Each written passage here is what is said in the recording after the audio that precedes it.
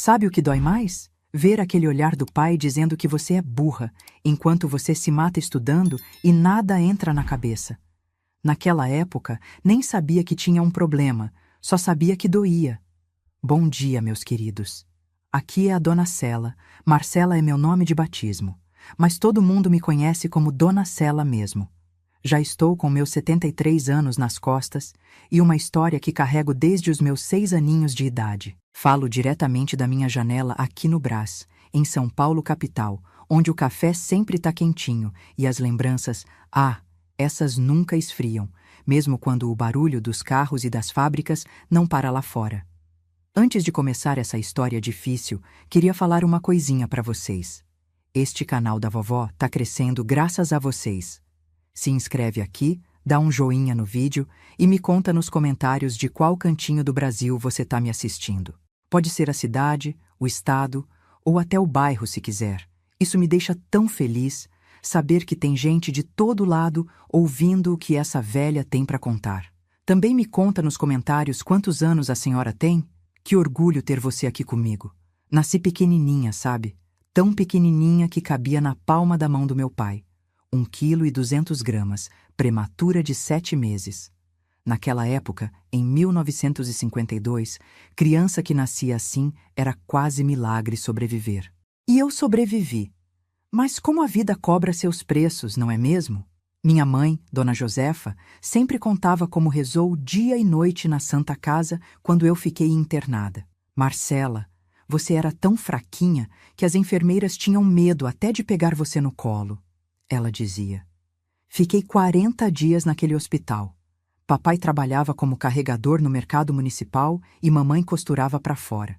Juntaram cada centavo para pagar o hospital e, mesmo assim, ficaram devendo favor para meio mundo. Cresci normal, aparentemente.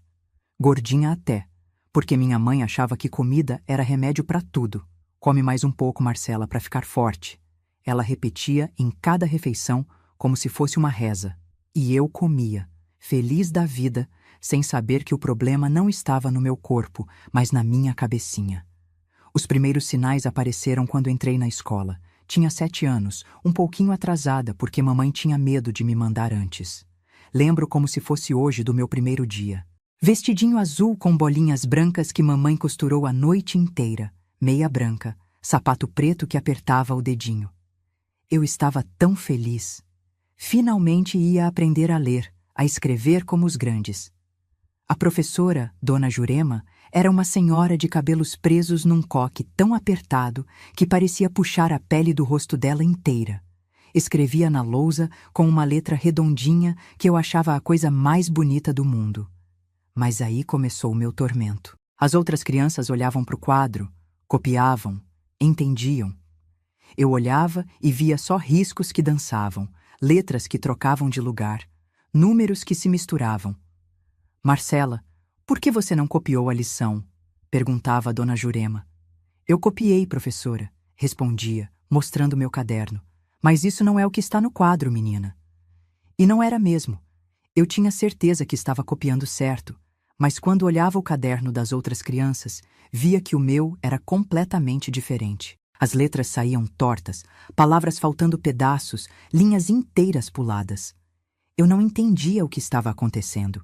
As semanas foram passando e, enquanto as outras crianças já juntavam as letrinhas para formar palavras, eu continuava engatinhando.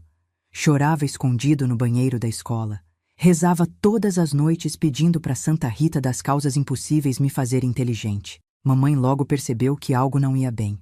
Toda noite sentava comigo na mesa da cozinha, depois de lavar a louça do jantar, mãos ainda cheirando a sabão de coco, e tentava me ajudar com a lição.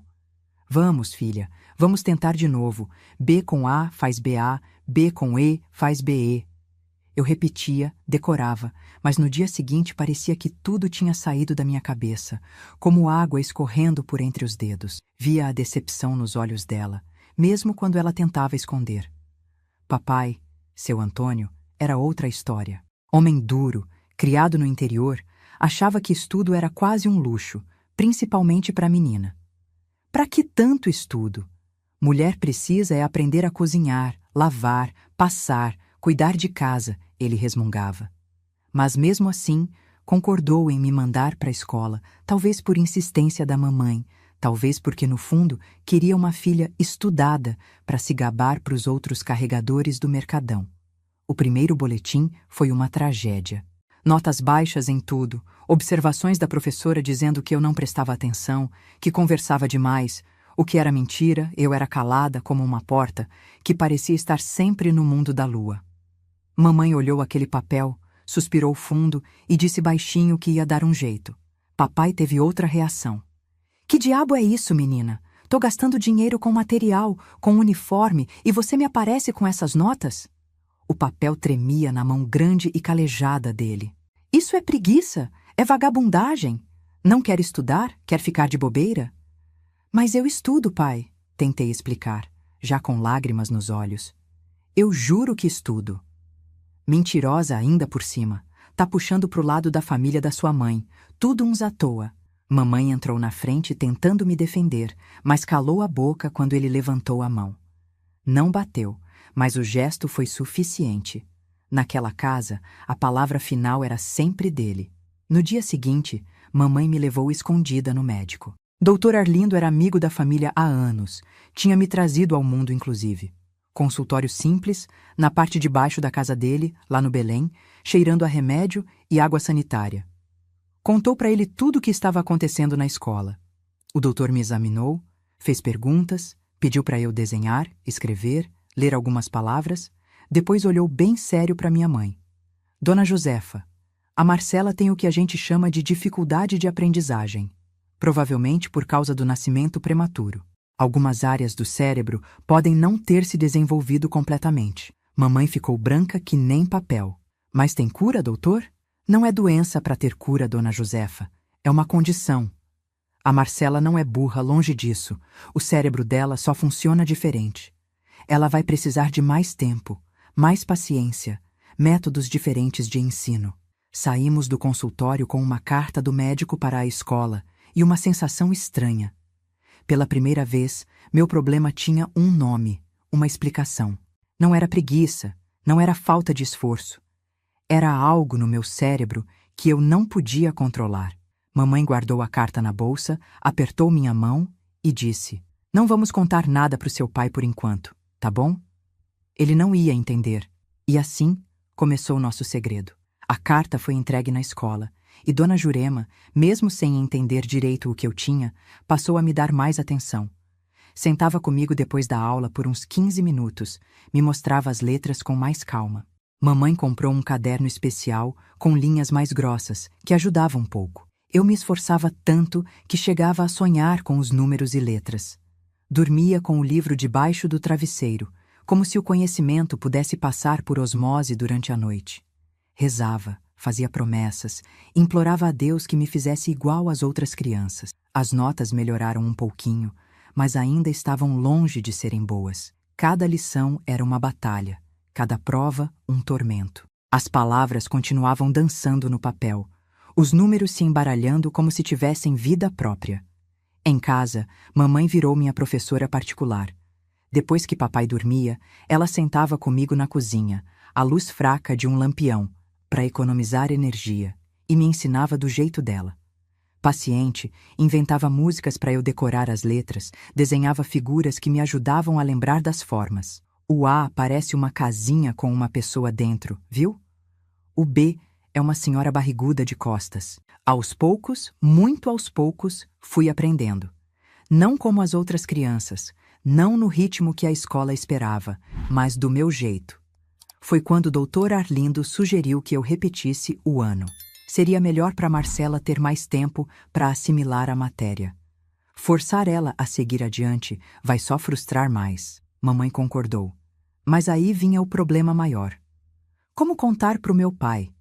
Seu Antônio tinha orgulho bobo de dizer para os amigos que a filha estava na escola, aprendendo.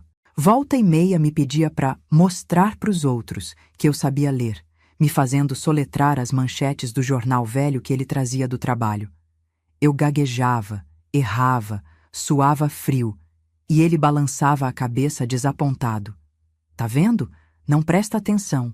A professora disse que é boa aluna, mas só vejo moleza. A escola mandou o boletim final em dezembro de 1960. Reprovada. A palavra carimbada em vermelho parecia gritar do papel. Mamãe pegou o envelope antes que eu pudesse mostrar para o meu pai e o escondeu dentro do colchão dela. Vamos contar para ele depois do Natal, filha. Não vamos estragar as festas. Aquele foi um Natal estranho. Ganhei uma boneca de pano que mamãe fez escondida, um vestido novo costurado com retalhos que sobravam do trabalho dela, e um sentimento pesado de fracasso que nenhum presente poderia embrulhar.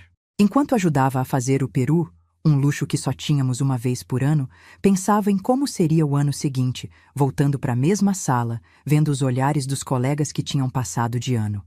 Na noite de Ano Novo, depois que os vizinhos foram embora e papai já tinha bebido mais da conta, ele me chamou na sala. Então, Marcela, já tem o resultado da escola? Passou de ano? Meu coração disparou. Olhei para a mamãe, que estava na cozinha, e fez um gesto discreto para eu não falar nada. Mas papai percebeu a troca de olhares. Que foi? Tão escondendo alguma coisa de mim? Não, pai, gaguejei. É que a escola ainda não deu o resultado. Foi a primeira vez que menti diretamente para ele. A mentira saiu torta, assim como minhas letras no caderno. Papai estreitou os olhos, desconfiado. Como assim não deu? Já é fim de ano. Os outros meninos da rua já sabem se passaram. É que a professora disse que ia mandar pelo correio. Mamãe entrou na sala nesse momento, enxugando as mãos no avental. Antônio, deixa a menina. Ano novo, vamos falar de coisas boas. Ele olhou de uma para outra, a desconfiança crescendo. Tem caroço nesse angu. Vocês duas estão me escondendo alguma coisa. O resto daquela noite foi um silêncio pesado. Papai bebeu mais um pouco e caiu no sono na poltrona velha da sala. Mamãe me colocou na cama, beijou minha testa e disse: Vai ficar tudo bem, filha. Amanhã a gente resolve. Mas eu sabia no fundo do meu coraçãozinho de criança que nada ficaria bem. O ano novo, que deveria trazer esperança, só trazia mais medo. E foi assim, meus queridos, que começou minha tortura. Uma menina que só queria aprender, ser normal como as outras, fazer os pais orgulhosos. Uma menina que não entendia por que as letras fugiam dela, por que os números se escondiam, por que a cabeça dela funcionava diferente. Não sabia ainda que o pior estava por vir. Que aquela mentirinha inocente, dita com tanto medo na noite de Ano Novo, seria o estopim de uma tempestade que mudaria minha vida para sempre. Não imaginava que, em breve, conheceria o porão escuro da nossa casa. Um lugar que até então só servia para guardar tralhas velhas e que se tornaria meu pesadelo particular. Ah, como a vida dá voltas! Hoje, sentada aqui na sala do meu apartamentinho no Brás, tomando meu cafezinho e conversando com vocês, parece que tudo aconteceu em outra vida, com outra pessoa. Mas as marcas, as marcas ficam, algumas na pele, outras na alma. O primeiro dia do ano de 1961 amanheceu com um sol tímido entrando pela janela do nosso sobradinho no Brás. Lembro como se fosse hoje do cheiro de café passando na cozinha, misturado com o aroma de pão dormido que mamãe estava esquentando na chapa do fogão. A cabeça ainda pesada da mentira que contei na noite anterior. Papai acordou de ressaca, resmungando pelos cantos, reclamando da dor de cabeça. Naqueles dias, a gente sabia que era melhor ficar quietinha, não incomodar. Fiquei no quarto arrumando minhas poucas bonecas, fingindo que o mundo lá fora não existia, que janeiro não ia acabar, que fevereiro não ia chegar com a volta às aulas. As férias passaram num piscar de olhos, como sempre acontece quando a gente está com medo de alguma coisa. Logo já era fevereiro, e mamãe precisava me matricular na escola. Não tinha como adiar mais a conversa com papai. Foi numa terça-feira à noite. Papai tinha chegado cansado do mercadão, mas de bom humor. Tinha conseguido trazer umas frutas que iam ser jogadas fora, maçãs um pouco machucadas, bananas muito maduras, mas que pra gente eram uma festa. Mamãe fez um doce com as bananas que ficou uma delícia. Acho que ela escolheu aquele momento justamente porque ele estava satisfeito, de barriga cheia. Antônio, ela começou, a voz baixinha, quase um sussurro. Precisamos conversar sobre a escola da Marcela. Gelei. Minha colher parou no ar, com um pedaço de doce que nunca chegou na boca. Que tem a escola? Ele perguntou, ainda distraído com o último pedaço do doce no prato. Recebi o boletim dela antes do Natal, mamãe continuou, as mãos se torcendo no avental. Não falei nada, porque não queria estragar as festas. Papai ergueu os olhos do prato, já desconfiado. E por que estragaria as festas? Ela não passou de ano? O silêncio que seguiu foi como um trovão numa noite clara. Mamãe baixou os olhos, eu encolhi os ombros e o rosto do meu pai foi mudando, passando da desconfiança para o choque, do choque para a raiva. Não passou? Minha filha repetiu de ano? A voz dele foi subindo, subindo, até virar quase um grito. Aquela escola tá de brincadeira comigo? Ou é você que não estudou, sua vagabunda? Antônio, não fala assim, mamãe tentou intervir. A menina tem problema. Aí foi que o caldo entornou de vez. Problema? Que problema? Essa menina não tem problema nenhum. Tem é preguiça, moleza. Como é que os outros passam e ela não? Tá todo mundo com problema por acaso?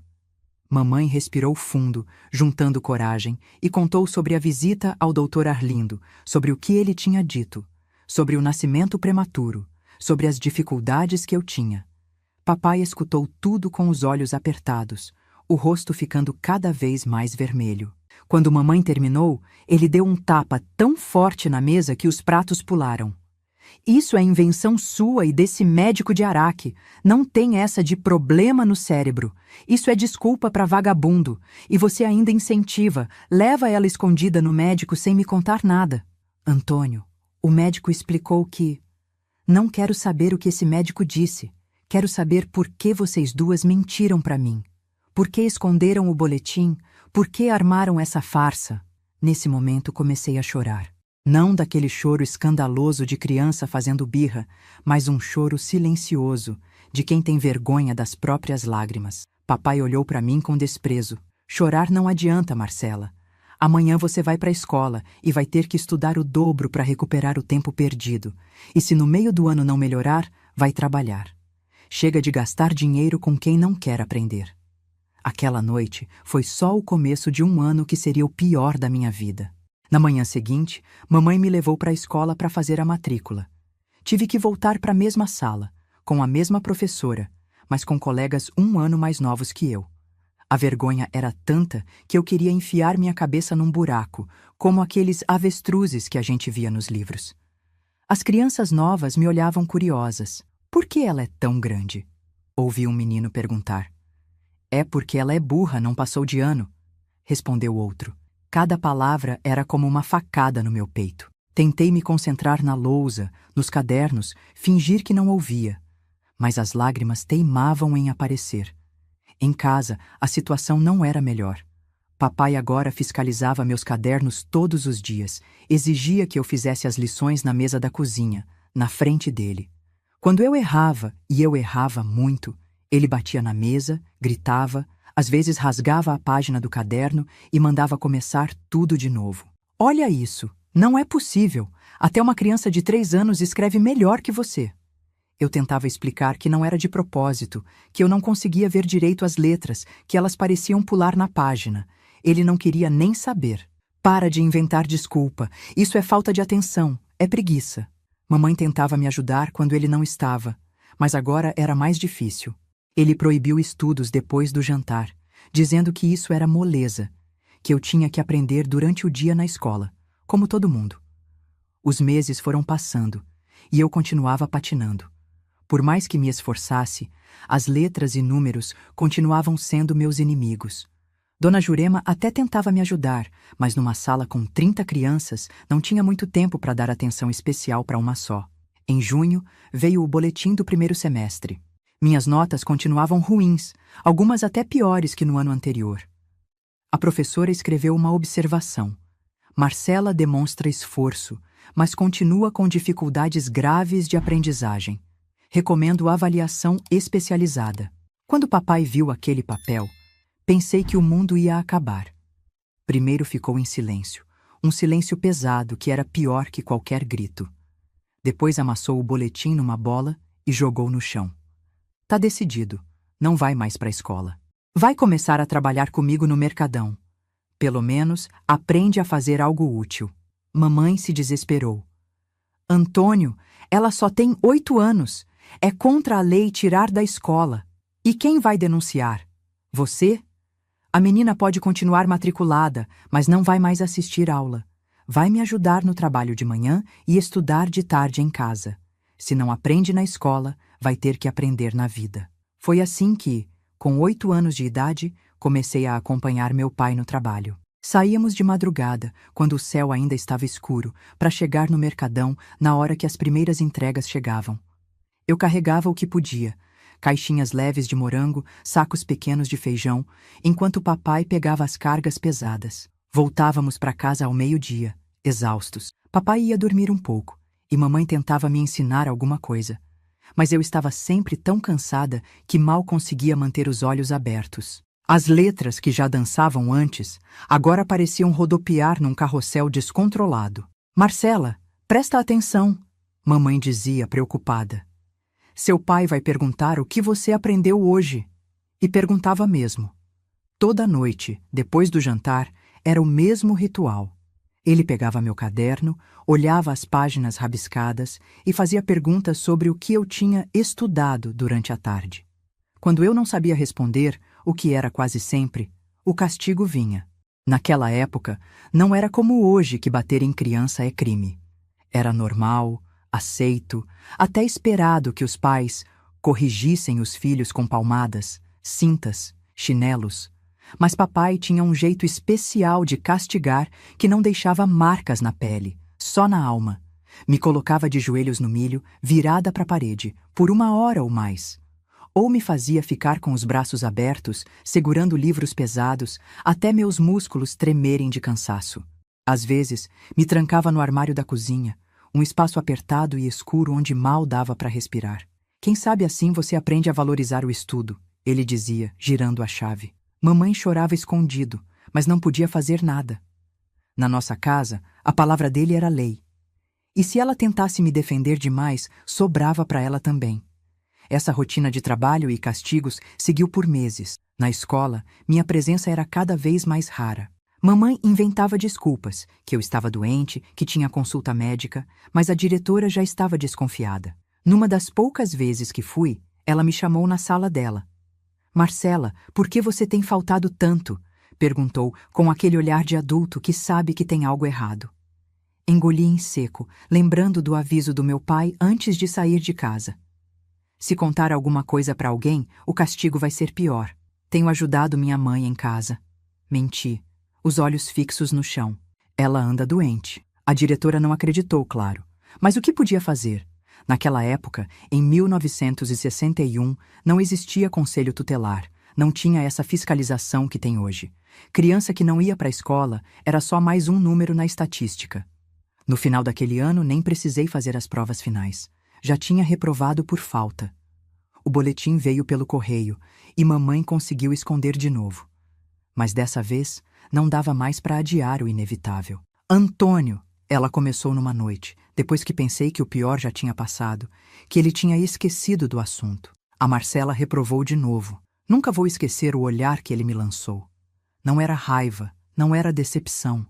Era algo pior, algo frio, calculado. Já esperava, ele disse surpreendentemente calmo. Essa aí não tem jeito mesmo. Aquela calma me assustou mais que qualquer grito. Papai era como uma tempestade. Barulhento, violento, mas passava. Essa tranquilidade repentina era como a calmaria antes do furacão. O Natal de 1961 foi ainda mais triste que o anterior. Não ganhei presentes. Não participei da ceia. Fiquei trancada no quarto, de castigo, ouvindo a família comemorar do outro lado da porta. Mamãe conseguiu me levar um pedaço de rabanada escondido, mas foi só. Na virada do ano, enquanto os vizinhos soltavam fogos e brindavam com cidra barata, eu estava deitada na cama, fingindo dormir, mas, na verdade, orando. Pedia a Deus, a todos os santos que conhecia, que o ano novo fosse diferente, que um milagre acontecesse e papai me perdoasse, que eu finalmente conseguisse aprender como as outras crianças. Mal sabia eu que minhas preces seriam atendidas da pior maneira possível. Que 1962 começaria com uma noite que mudaria minha vida para sempre. Uma noite que, mesmo depois de tantos anos, ainda me faz acordar suada, gritando no escuro, como se ainda fosse aquela menininha de 8 anos, apavorada, sendo arrastada para o porão. Mas isso, meus queridos, é uma história que ainda tenho que encontrar forças para contar.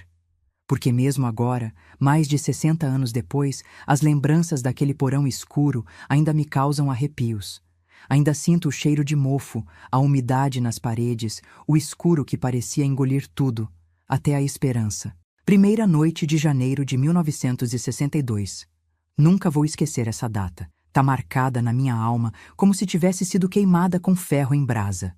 O relógio da sala tinha acabado de bater meia-noite e eu fingia dormir, encolhidinha debaixo da coberta fina, escutando o barulho dos últimos fogos de artifício estourando lá longe. A casa estava quieta. Mamãe já tinha se recolhido depois de arrumar a cozinha, cansada da pequena comemoração que tivemos. Só nós três e o silêncio pesado que parecia um quarto convidado à mesa. Papai tinha bebido mais do que o costume, mas não estava alterado.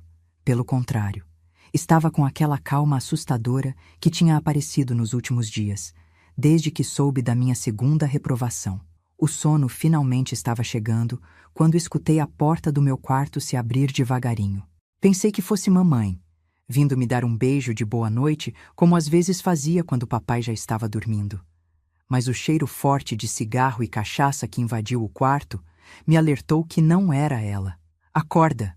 A voz do meu pai soou baixa, controlada. Sei que não tá dormindo.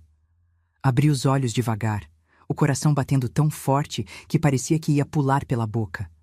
Papai estava parado na porta, uma silhueta escura recortada contra a luz fraca do corredor. Não conseguia ver seu rosto direito, mas sentia seu olhar fixo em mim. Levanta e vem comigo. Ele ordenou, sem aumentar a voz. Sem fazer barulho, não quero acordar sua mãe. Aquele pedido, não acordar mamãe, foi o que mais me assustou. Papai nunca se importava se mamãe ouvia os castigos que me dava. Pelo contrário, parecia fazer questão que ela testemunhasse, como se quisesse mostrar quem mandava ali. Saí da cama tremendo, ainda de camisola, os pés descalços no chão frio de cimento queimado. Segui papai pelo corredor escuro, descemos a escada que rangia a cada degrau. Meu coração parecia que ia explodir de medo. Para onde ele estava me levando? O que tinha planejado com aquela calma assustadora dos últimos dias? Quando ele parou na frente da porta do porão, entendi. E o pavor subiu pela minha garganta como bile. O porão da nossa casa era um lugar que eu evitava a todo custo. Ficava embaixo da escada, tinha um teto baixo que nem papai conseguia ficar em pé direito lá dentro.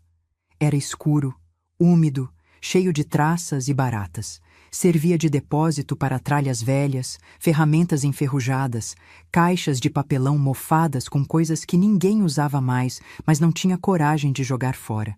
Pai, por favor, murmurei, as lágrimas já escorrendo antes mesmo de saber o que me aguardava. Eu prometo que vou estudar mais, vou aprender, juro. Ele não respondeu.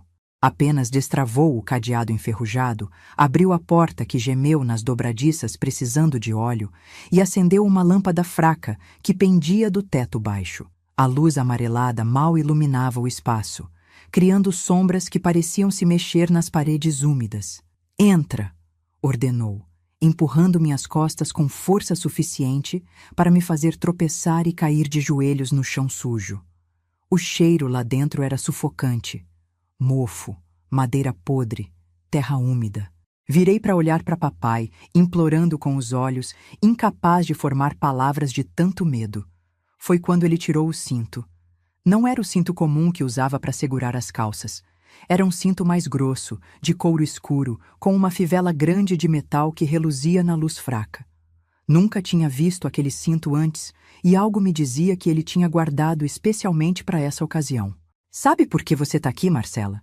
Ele perguntou, enrolando uma ponta do cinto na mão, deixando um pedaço comprido pendurado.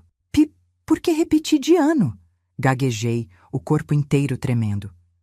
Não, ele balançou a cabeça lentamente. Você está aqui porque mentiu, porque tentou me enganar, porque fez sua mãe mentir para mim também. A reprovação é só a consequência da sua preguiça. Mas a mentira merece um castigo especial. O primeiro golpe veio sem aviso. O couro estalou nas minhas costas por cima da camisola fina e a dor foi tão intensa que achei que ia desmaiar.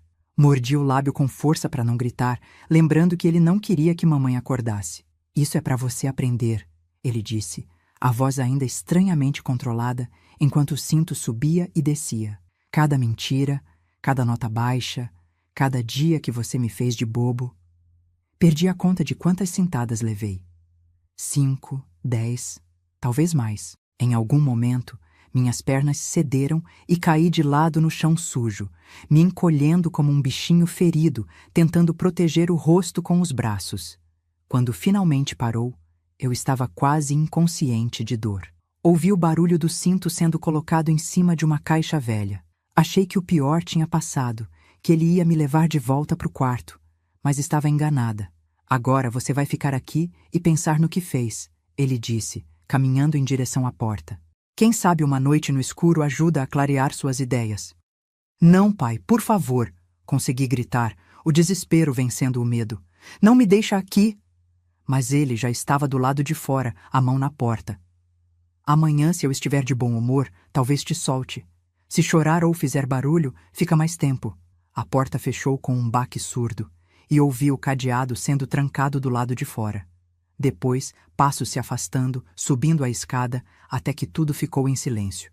E então, a lâmpada apagou. Nunca tinha conhecido escuridão como aquela.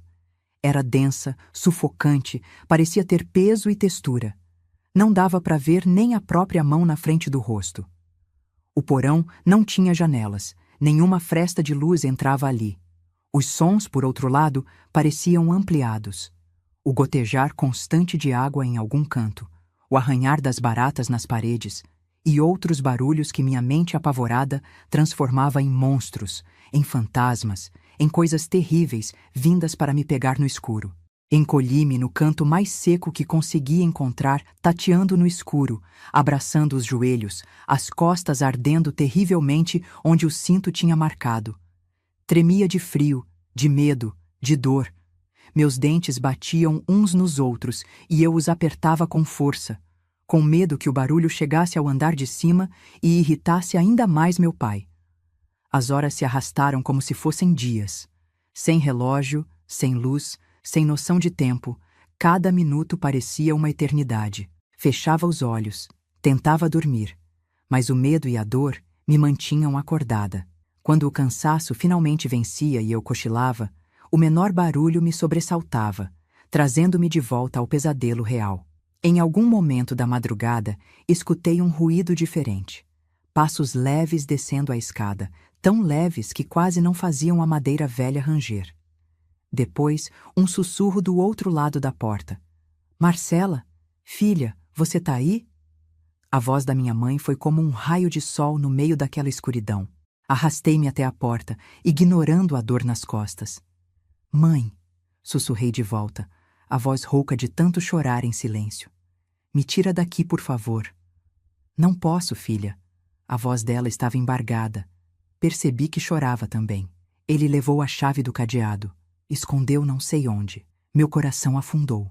Mesmo mamãe, minha única aliada, não podia me ajudar. Ele bateu muito? Ela perguntou, a voz tão baixa que mal consegui ouvir.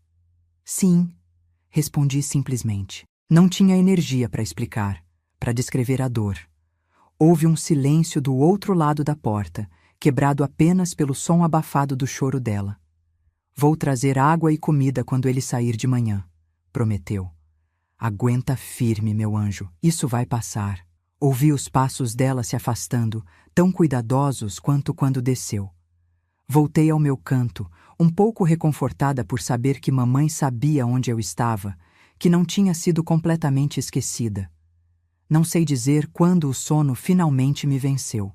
Só sei que acordei com o barulho da porta se abrindo e a luz fraca da manhã entrando junto com minha mãe, que carregava um copo d'água e um pedaço de pão. Come rápido, ela sussurrou, olhando assustada para as escadas. Ele saiu para trabalhar, mas pode voltar a qualquer momento se esquecer alguma coisa. Bebi a água como se fosse o néctar mais precioso do mundo. minha garganta seca ardendo com o líquido. Devorei o pão em poucos segundos, mal sentindo o gosto, só satisfazendo a fome que apertava meu estômago. Mãe, me tira daqui, implorei, segurando na barra da saia dela. Por favor. Ela se ajoelhou na minha frente, os olhos vermelhos de quem não dormiu a noite toda. Só então notei o roxo na maçã do rosto dela. Papai tinha batido nela também. Não posso, filha, ela disse, a voz tremendo. Ele jurou que se eu te tirar daqui, vai ser pior. Vai te levar embora, para longe de mim. O desespero no olhar dela me disse tudo. Ela estava tão presa quanto eu, só que em uma prisão diferente. Quando ele vai me soltar? Perguntei, sentindo as lágrimas voltarem. Disse que no fim do dia, se você ficar quietinha e pensar no que fez, ela respondeu, passando a mão trêmula pelo meu cabelo emaranhado. Aguenta só mais um pouco, tá? Eu volto assim que puder. E assim passou o meu primeiro dia no porão. Mamãe conseguiu voltar mais 2 vezes. Uma no almoço, outra no meio da tarde, sempre trazendo um pouco de água, um pedaço de pão e o medo estampado nos olhos de ser descoberta. Quando a noite caiu, a escuridão voltou a tomar conta do porão. Mamãe tinha me deixado uma vela e fósforos escondidos num canto para o caso de eu precisar, mas avisei para só acender se fosse muito necessário, para não chamar atenção com a luz por baixo da porta. O segundo dia amanheceu e nada de papai vir me soltar. Mamãe apareceu de manhã, o rosto ainda mais abatido. Ele disse que precisa de mais tempo para pensar, ela explicou. Talvez amanhã. O terceiro dia veio e foi embora. Meu corpo doía de ficar encolhido no chão duro. As costas ainda ardiam das cintadas e o frio da noite penetrava nos ossos. Mamãe continuava trazendo o mínimo de comida e água que conseguia esconder, sempre com o mesmo medo no olhar, sempre com a mesma promessa. Amanhã ele deve te soltar. No quarto dia, acordei com barulhos de discussão vindos do andar de cima. A voz de papai alterada, a de mamãe implorando. Não conseguia distinguir as palavras exatas, mas o tom era claro. Ela estava pedindo para me soltar, ele estava recusando. Então silêncio. Depois, passos pesados descendo a escada. Meu coração disparou quando ouvi o cadeado sendo aberto. A porta se escancarou e lá estava ele, o rosto contorcido numa expressão que misturava raiva e algo mais. Prazer, talvez? Prazer em me ver ali, derrotada, suja, encolhida de medo. Sua mãe acha que já aprendeu a lição, ele disse, entrando no porão e fechando a porta atrás de si. A luz da lâmpada fraca voltou a acender, revelando seu rosto em sombras distorcidas. Mas eu não tenho tanta certeza. Lhe tirou o cinto da cintura, o mesmo cinto grosso de dias atrás, e meu corpo inteiro começou a tremer incontrolavelmente. Por favor, pai, balbuciei. Eu aprendi, juro, nunca mais vou mentir, nunca mais vou tirar nota baixa. Ele riu, uma risada seca, sem humor. É fácil prometer quando tá com medo, né? Mas quero ver cumprir. O cinto subiu e desceu. 1, 2, 3 vezes. Não tinha mais força nem para me proteger. Apenas me encolhi mais, sentindo cada golpe abrir novos cortes por cima dos que ainda nem tinham cicatrizado. Quando cansou, jogou água fria em mim. Água que tinha trazido num balde que só então notei ao lado da porta. Para lavar a preguiça, ele disse, enquanto eu engasgava e tossia, ensopada, tremendo ainda mais no frio do porão. Saiu e trancou a porta novamente, me deixando molhada, ferida e mais desesperada do que nunca. Não sei quanto tempo mais fiquei ali. Os dias começaram a se misturar. A noção de tempo se perdeu completamente. Mamãe continuava aparecendo quando podia, trazendo comida e água escondidas, limpando minhas feridas com um pano úmido, chorando baixinho enquanto implorava que eu aguentasse só mais um pouco. Numa dessas visitas, quando já devia ser o 6º ou 7º dia, ela parecia diferente. Havia uma determinação no olhar que não tinha visto antes. Vou te tirar daqui, ela sussurrou, olhando nervosamente para a escada. Não hoje, mas logo. Preciso preparar tudo primeiro. Como? Perguntei, sem conseguir acreditar, com medo de criar esperanças que seriam esmagadas depois. Meu irmão, ela disse tão baixo que tive que me inclinar para ouvir. O Geraldo. Mandei recado para ele, Ele é delegado lá em Santos, lembra? Vai nos ajudar.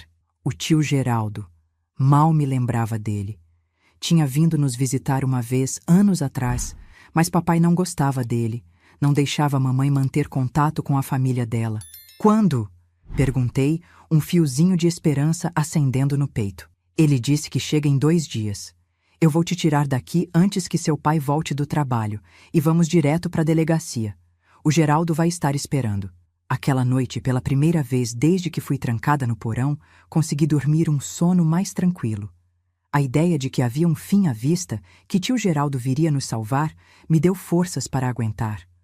Os 2 dias seguintes foram os mais longos da minha vida. Cada minuto parecia uma hora. Cada hora, um dia inteiro. Mamãe veio menos vezes, provavelmente ocupada com os preparativos para nossa fuga. Quando aparecia, estava nervosa, agitada, os olhos constantemente voltados para a escada. E então, finalmente, chegou o dia. Mamãe apareceu logo cedo, assim que papai saiu para o trabalho. É hoje, ela disse, destravando o cadeado com uma chave que não tinha antes. Diante do meu olhar surpreso, explicou. Achei ontem, escondida na gaveta de meias dele. Subir a escada foi quase impossível. Minhas pernas, fracas por dias deitada no chão duro, mal me sustentavam. Mamãe teve que me carregar praticamente, um braço em volta da minha cintura, me guiando degrau por degrau. A luz do dia me cegou momentaneamente quando chegamos à cozinha. Fechei os olhos, sentindo lágrimas escorrerem pelo rosto sujo. O cheiro de café fresco, de pão, os sons da rua lá fora. Coisas simples que nunca tinha valorizado antes pareciam agora presentes preciosos. Vamos tomar banho e trocar de roupa, mamãe disse, me guiando para o banheiro. Depois vamos direto para a delegacia. O Geraldo já deve estar lá nos esperando. O banho foi doloroso e libertador ao mesmo tempo. A água quente ardia nas feridas abertas, mas lavava dias de sujeira, de medo, de desespero. Mamãe me ajudou a lavar o cabelo emaranhado, a esfregar a pele marcada com cuidado para não machucar mais. Depois, me ajudou a vestir roupas limpas, não as melhores, para não levantar suspeitas caso o papai chegasse antes da hora, mas roupas que não estavam rasgadas ou sujas de sangue. Tá pronta? Ela perguntou, pegando uma sacola pequena onde tinha colocado alguns itens essenciais, documentos, um pouco de dinheiro, algumas peças de roupa. Assenti, sem confiar na minha voz. Estava pronta. Pronta para sair daquele pesadelo, para nunca mais voltar àquele porão, para nunca mais sentir o cinto nas costas, para nunca mais ouvir que era burra, preguiçosa, mentirosa. O que eu não sabia, enquanto mamãe abria a porta da frente e me guiava para a rua ensolarada, é que nossa verdadeira libertação estava apenas começando. Que o caminho seria longo e difícil, mas que, pela primeira vez em muito tempo, havia luz no fim do túnel. E essa luz tinha nome: Justiça. O ar fresco de janeiro bateu no meu rosto como uma bênção quando saímos do nosso sobradinho no Brás. Meus olhos, acostumados com a escuridão do porão, ardiam com a claridade do dia. Segurei firme na mão da mamãe, enquanto caminhávamos apressadas pela calçada quente. Cada passo doía nas minhas pernas fracas. Cada movimento abria novamente as feridas mal cicatrizadas nas minhas costas, mas eu não reclamei. Liberdade doída ainda era liberdade. As pessoas que passavam por nós desviavam o olhar. Mesmo com roupas limpas, eu devia estar com uma aparência assustadora. Magra demais, pálida como cera, olheiras fundas, o rosto marcado de tanto chorar. Mamãe não estava muito melhor, com aquele roxo mal disfarçado no rosto, o jeito nervoso de olhar por cima do ombro a cada poucos passos, como se esperasse ver papai surgindo em qualquer esquina. A delegacia fica a 4 quarteirões daqui, ela murmurou, apertando minha mão. Consegue andar até lá ou quer que eu chame um táxi? Táxi era luxo que nunca tínhamos usado. Significava gastar dinheiro que não tínhamos, dinheiro que podíamos precisar caso as coisas não saíssem como planejado. Consigo andar, respondi, a voz ainda fraca pelo tempo sem usar direito. Parecia a voz de outra pessoa, rouca e quebrada. Seguimos em silêncio pelas ruas conhecidas do bairro, que agora pareciam diferentes, como se eu as visse pela primeira vez. Uma semana trancada naquele porão tinha mudado minha percepção do mundo. As cores pareciam mais vivas, os sons mais altos, os cheiros mais intensos. Até o fedor de lixo na esquina parecia quase agradável comparado ao cheiro de mofo e umidade que havia impregnado meu nariz. A delegacia do Brás era um prédio antigo de 2 andares, com uma fachada descascada que já teve dias melhores. A pintura azul e branca, cores oficiais da polícia, estava desbotada pelo sol e pela poluição. Uma bandeira do Brasil pendia murcha no mastro da entrada, sem vento para tremular naquele dia quente de janeiro. Paramos na frente do prédio, mamãe hesitante, como se só agora percebesse a enormidade do que estávamos prestes a fazer. Denunciar papai significava quebrar a lei mais sagrada da nossa casa, a lei do silêncio, a lei que dizia que problemas de família se resolvem em família. Vamos, ela disse finalmente, mais para si mesma do que para mim. Seu tio deve estar esperando. Subimos os 3 degraus de entrada, passamos pela porta pesada de madeira e, de repente, estávamos dentro da delegacia. O ambiente era sufocante, uma mistura de suor, cigarros e o cheiro característico de papéis velhos. Havia um balcão alto logo na entrada, onde um policial de meia-idade com cara de poucos amigos preenchia algum formulário. Atrás dele, podia-se ver algumas mesas com outros policiais, telefones tocando, máquinas de escrever batendo. Mamãe se aproximou do balcão, ainda segurando minha mão como se tivesse medo que eu pudesse desaparecer se me soltasse. Bom dia, ela disse, a voz tremendo ligeiramente. Estamos procurando o delegado Geraldo Menezes. Ele é meu irmão e disse que estaria aqui hoje. O policial ergueu os olhos do formulário, nos examinou de cima a baixo com aquele olhar que policiais têm, como se estivessem sempre procurando algo suspeito. Abriu a boca para responder, mas foi interrompido por uma voz vinda de trás dele. Josefa, é você? Um homem alto, de ombros largos, cabelo bem cortado já grisalho nas têmporas e bigode espesso apareceu saindo de uma sala nos fundos. Vestia um terno simples, mas bem passado, e tinha um distintivo preso no cinto. Seus olhos, do mesmo tom castanho escuro dos da mamãe, se arregalaram quando nos viu. Tio Geraldo. Fazia tantos anos que não o via que mal o reconheci. A última vez tinha sido quando eu tinha uns 4 anos, antes que papai proibisse mamãe de ver a família dela. Lembrava vagamente de um homem risonho que me trazia balas e me colocava nos ombros para brincar de cavalinho. O homem que via agora não tinha nada de risonho. Seu rosto estava sério, preocupado, e ficou ainda mais quando seus olhos pousaram em mim, reparando no meu estado. Meu Deus, ele murmurou, saindo de trás do balcão e vindo até nós. O que aconteceu com vocês duas? Foi a gota d'água.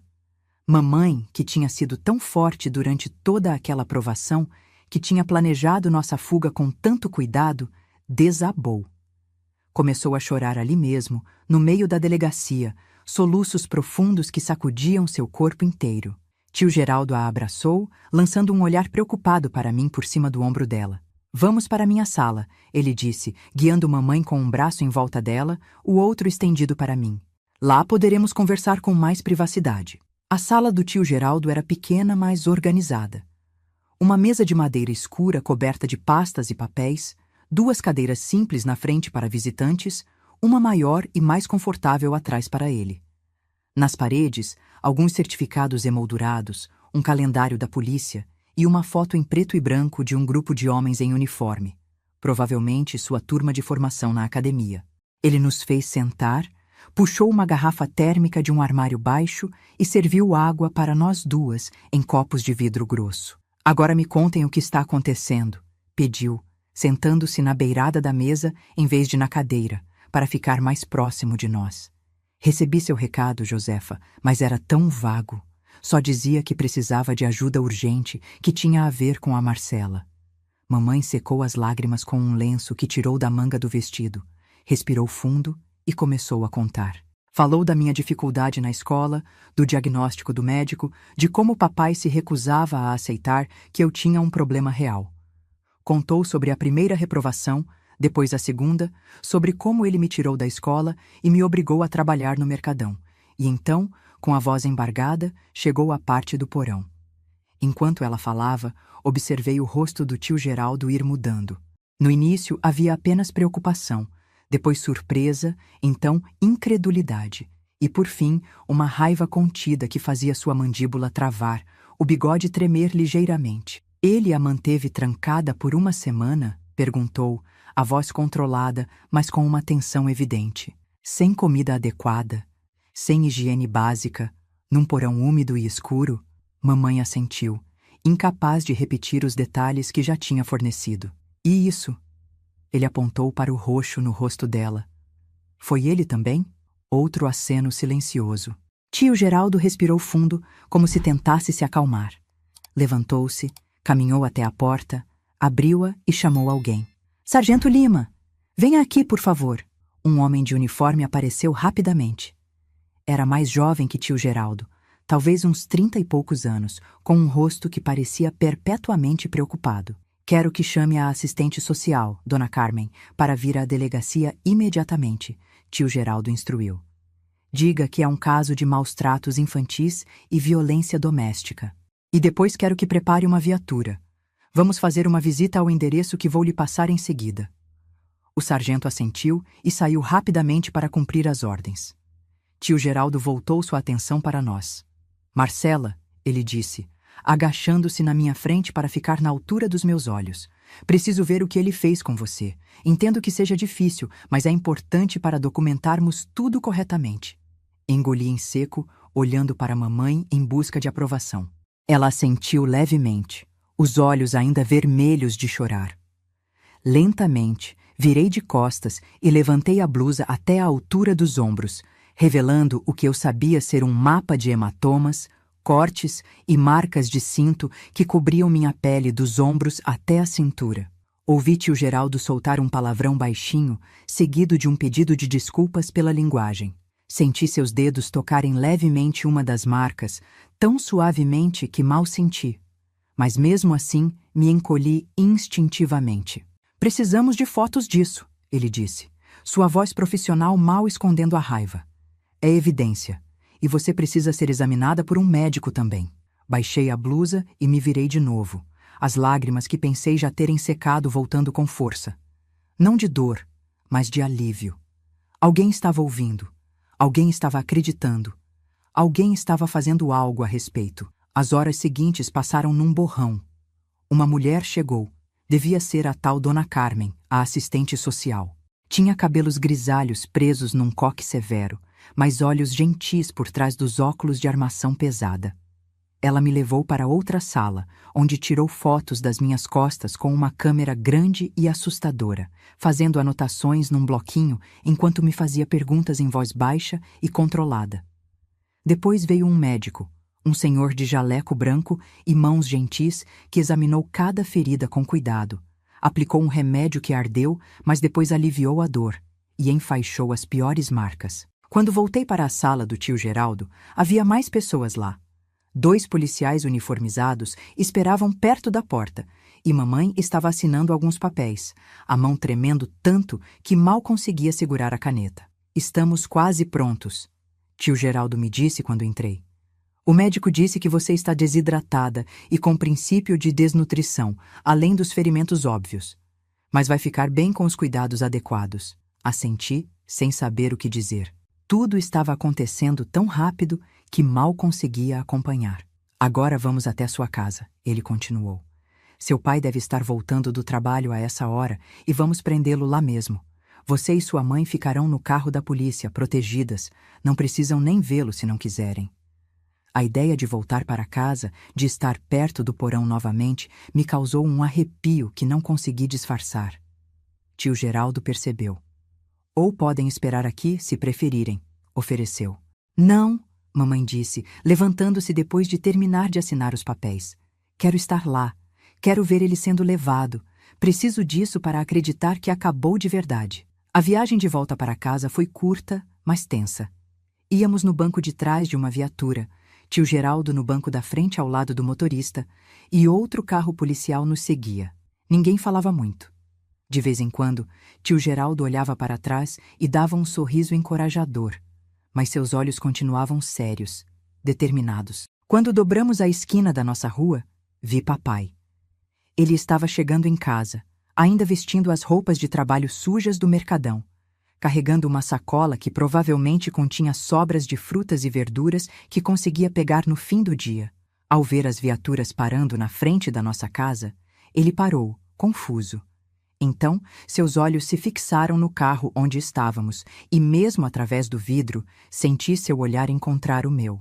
Por um momento vi surpresa em seu rosto, depois compreensão, e finalmente uma raiva tão intensa que me fez encolher no banco.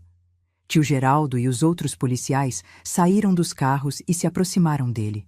Não conseguia ouvir o que diziam, mas vi papai gesticulando, apontando para o carro onde estávamos, seu rosto ficando cada vez mais vermelho. Então, num movimento rápido demais para os policiais preverem, ele largou a sacola e saiu correndo. "Filho da mãe!" ouvi tio Geraldo exclamar, antes de sair em perseguição junto com os outros policiais. Papai era rápido, acostumado ao trabalho pesado no mercadão, conhecedor de cada beco e viela do bairro.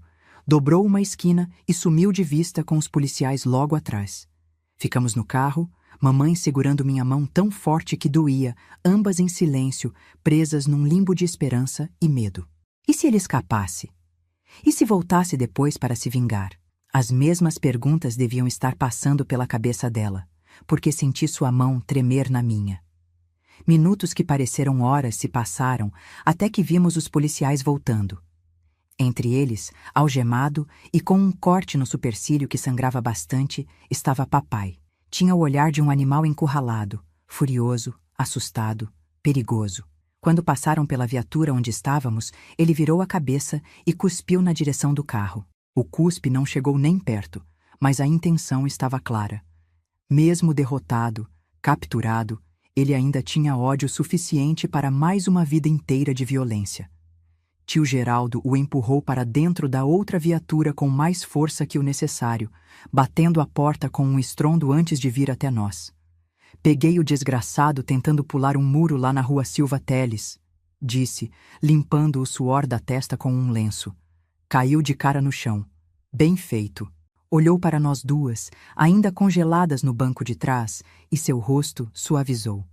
"Acabou", disse gentilmente. "Ele não vai mais machucar vocês. Vai responder por tudo que fez." De alguma forma, ouvir essas palavras da boca do tio Geraldo, um delegado, um homem da lei, tornou tudo real. Acabou. Realmente acabou. Não precisaríamos mais viver com medo. Não haveria mais castigos no porão. Não haveria mais cintos e gritos e humilhações. As lágrimas vieram de novo, mas dessa vez não tentei contê-las. Chorei abertamente, soluçando como a criança que era, deixando sair toda a dor, todo o medo, toda a tristeza daqueles dias terríveis. Mamãe me abraçou, chorando também, e ficamos assim por um longo tempo, nos consolando mutuamente enquanto a viatura que levava papai se afastava em direção à delegacia. Tio Geraldo nos deu alguns minutos, depois abriu a porta do carro. "Precisamos pegar algumas coisas de vocês", disse. "Roupas, documentos, o que for necessário. Não vão poder ficar aqui." "Para onde vamos?" perguntei, a voz embargada pelo choro. "Para Santos comigo", ele respondeu como se fosse óbvio. "Tenho um apartamento pequeno, mas confortável. Tem espaço para vocês duas até encontrarmos algo melhor." "Mas seu trabalho é aqui", mamãe disse, parecendo confusa. "Como vai ficar?" "Estou sendo transferido para Santos na semana que vem", ele explicou. "Foi por isso que vim a São Paulo para acertar os últimos detalhes da transferência." Seu recado chegou bem na hora. Foi como se o destino tivesse conspirado a nosso favor, depois de tanto tempo conspirando contra. A transferência do tio Geraldo, o fato de ele estar em São Paulo, justamente quando mais precisávamos, a chave do cadeado que mamãe encontrou. Pequenas coincidências que, juntas, significaram nossa salvação. Entramos em casa uma última vez, acompanhadas por tio Geraldo e um dos policiais. Mamãe pegou apenas o essencial. Algumas roupas, os poucos documentos que tínhamos, uma foto antiga dos pais dela, o terço de madeira que tinha sido da avó. Não havia muito mais que valesse a pena levar. Passei pelo meu quarto, olhando para a cama desfeita de onde tinha sido arrancada naquela noite fatídica. Peguei minha boneca de pano, única lembrança que queria guardar daquela casa. Tudo mais podia ficar para trás. Quando passamos pela porta do porão, não consegui evitar parar e olhar. A porta estava entreaberta, revelando a escuridão lá dentro. Um arrepio percorreu minha espinha ao lembrar dos dias e noites passados naquele buraco. Nunca mais, murmurei para mim mesma. Nunca mais ninguém vai me trancar em lugar nenhum. Saímos da casa sem olhar para trás. O sol já estava se pondo, pintando o céu de São Paulo com tons de laranja e rosa que pareciam bonitos demais para um dia como aquele. Entramos novamente na viatura, agora com algumas sacolas contendo nossos pertences, e partimos em direção à delegacia. Lá, mais papéis foram assinados.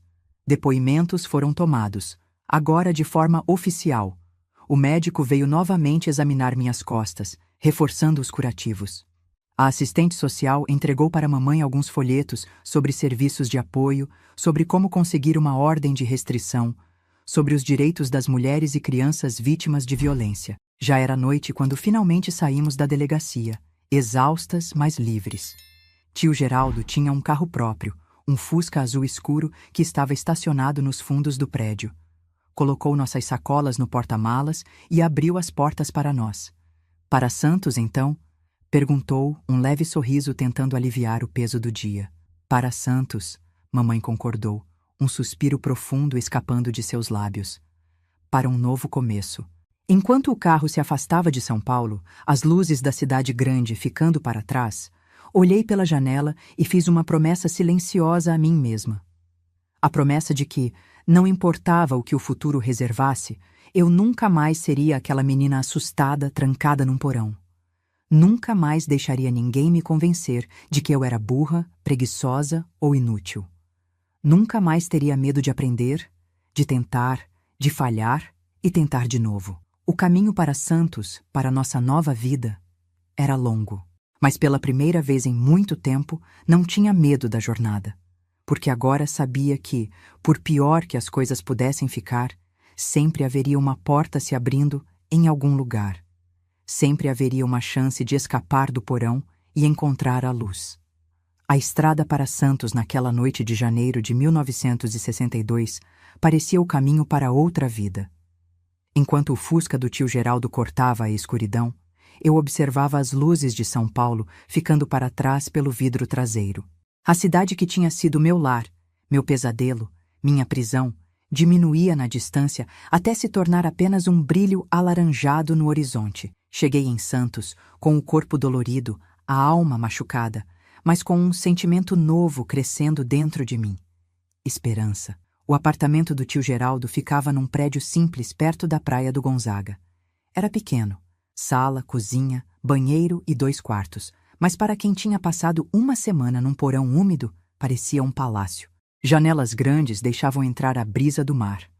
O som das ondas embalava o sono, e o cheiro de maresia substituiu o de mofo que ainda parecia impregnado no meu nariz. Esse quarto é de vocês, tio Geraldo disse, abrindo a porta de um cômodo simples com 2 camas de solteiro.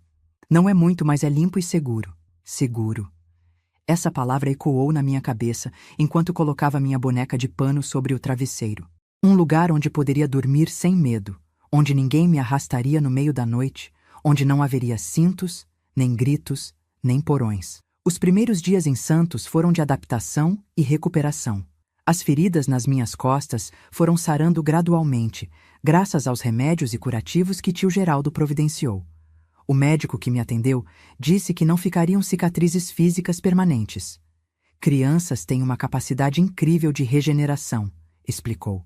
As outras cicatrizes, as invisíveis, levariam muito mais tempo para curar, se é que algum dia curariam completamente. Mamãe também foi se transformando aos poucos. No início, ainda pulava assustada com qualquer barulho mais alto. Ainda olhava nervosamente para a porta, como se esperasse ver papai entrando a qualquer momento. Mas com o passar das semanas, seu rosto foi perdendo aquela expressão permanente de medo. Começou a sorrir mais, a falar mais alto, a tomar decisões sem consultar ninguém. Lembro do dia em que ela cortou o cabelo, aquele cabelão preto que papai não deixava ela tocar, que tinha que ficar sempre preso num coque severo. Voltou do salão com os fios na altura dos ombros, um corte moderno para a época. Parecia 10 anos mais jovem, e quando se olhou no espelho, vi uma faísca nos olhos dela que pensei que tinha se apagado para sempre.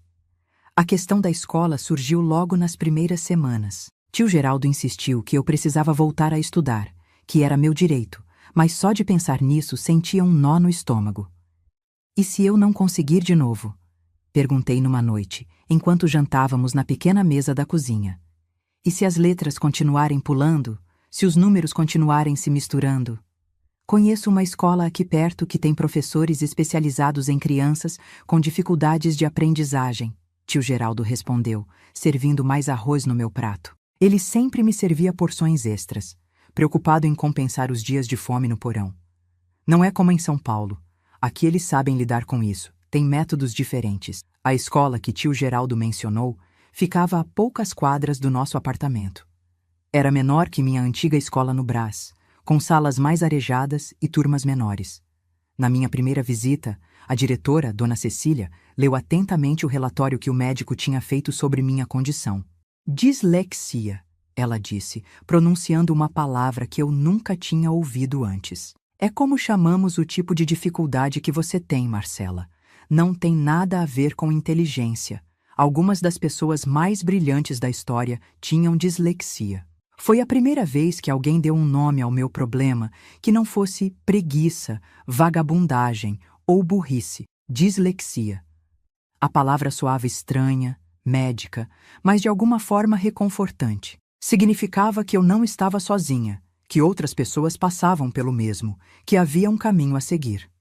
Comecei na 3ª série novamente, mas dessa vez com apoio adequado. Minha professora, Dona Luísa, tinha experiência com crianças disléxicas. Ensinou-me técnicas para lidar com as letras dançantes. Usava materiais coloridos que ajudavam a distinguir os sons. E o mais importante, tinha paciência infinita. Não existe tempo certo para aprender, ela me dizia quando eu ficava frustrada por não acompanhar o ritmo dos outros. Cada um tem seu próprio relógio interior. Os primeiros meses foram difíceis. Anos de ser chamada de burra tinham deixado marcas profundas na minha autoestima. Cada erro me fazia esperar um grito, uma humilhação, um castigo que não vinha. Em vez disso, recebia um sorriso encorajador, uma nova explicação, uma chance de tentar novamente. Lentamente, muito lentamente, fui aprendendo. Não apenas a ler e escrever melhor, mas a confiar em mim mesma, a acreditar que era capaz. A primeira vez que consegui ler um parágrafo inteiro sem tropeçar nas palavras, chorei de alegria.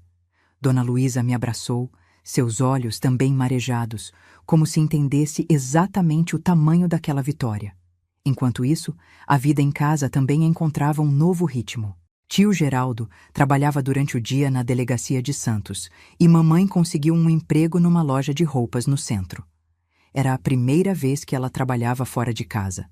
Papai nunca tinha permitido.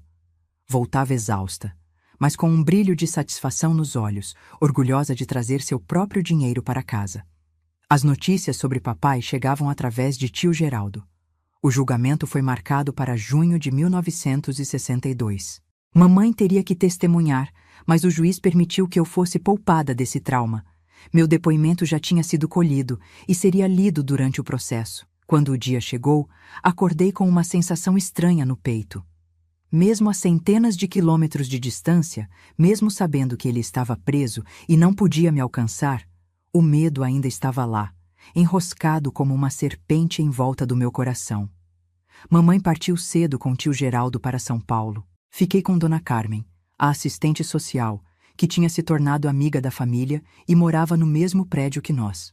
Passei o dia inquieta, incapaz de me concentrar nos livros ou nas brincadeiras que ela sugeria para me distrair. Só voltaram tarde da noite. Ouvi a chave na porta e corri para a sala, ansiosa por notícias.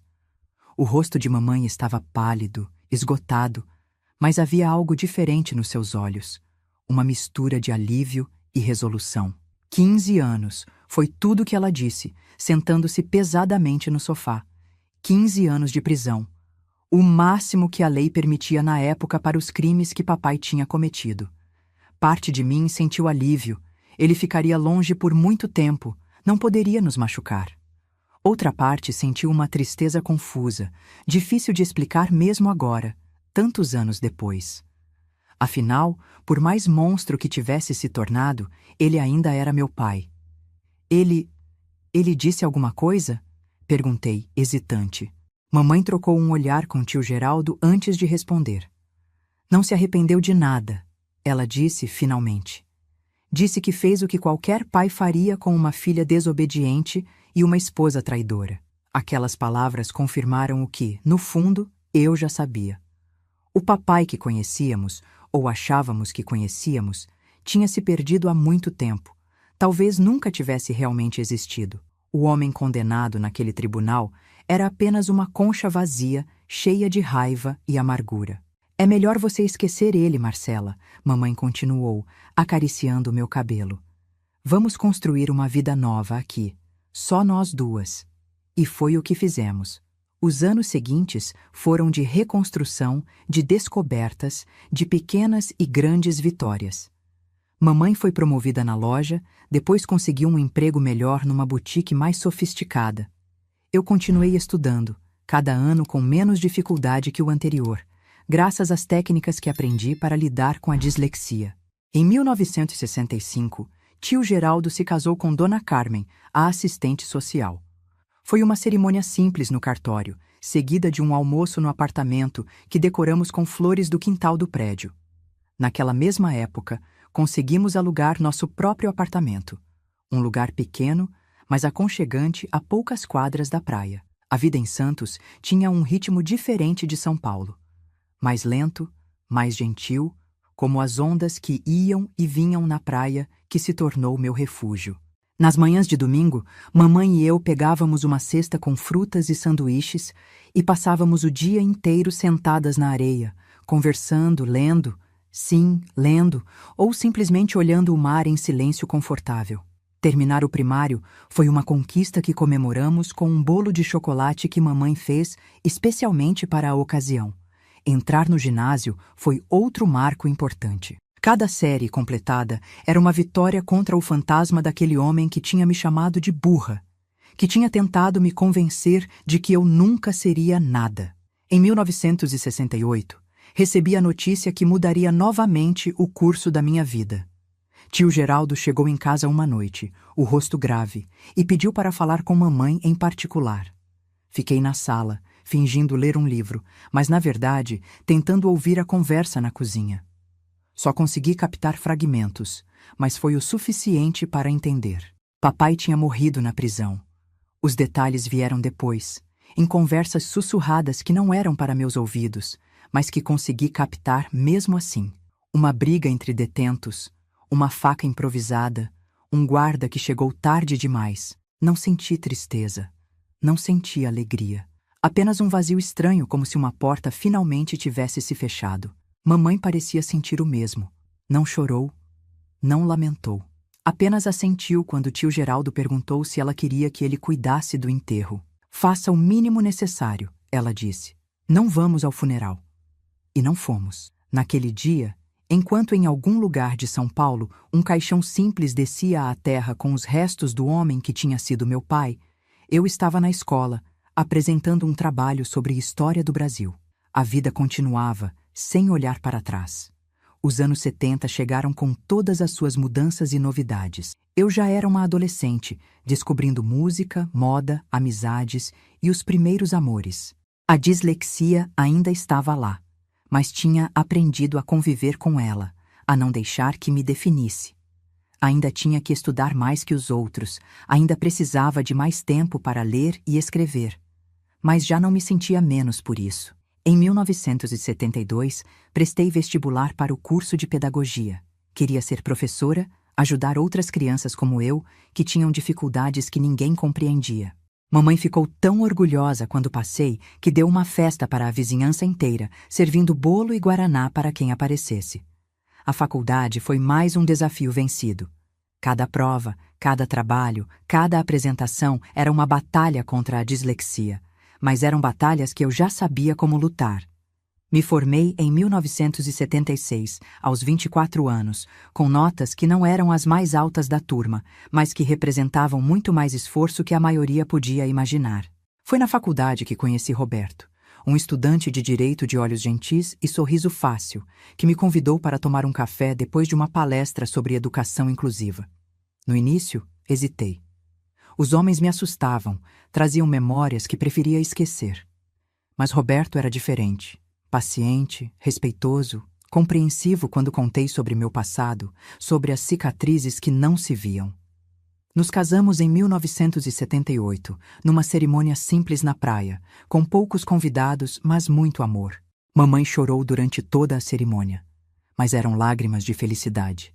Ela mesma nunca mais se casou, nunca mais quis outro homem na vida dela. Já tive amor suficiente para uma vida inteira. Dizia quando alguém perguntava, com um sorriso enigmático que nunca soube decifrar completamente. Roberto e eu tivemos 2 filhos, Paulo em 1980 e Maria em 1983. Quando Paulo começou a mostrar os mesmos sinais de dificuldade que eu tinha tido na escola, reconheci imediatamente. Dessa vez, não houve pânico, não houve vergonha. Apenas a certeza de que ele teria todo o apoio que eu não tive, que nunca passaria pelo que passei. A vida seguiu seu curso, com alegrias e tristezas como qualquer outra. Mamãe nos deixou em 1995, de forma tão suave quanto tinha vivido seus últimos anos. Dormiu uma noite e não acordou na manhã seguinte. Tio Geraldo partiu poucos anos depois, em 1998, deixando um vazio imenso na nossa família. Roberto se aposentou da advocacia em 2010.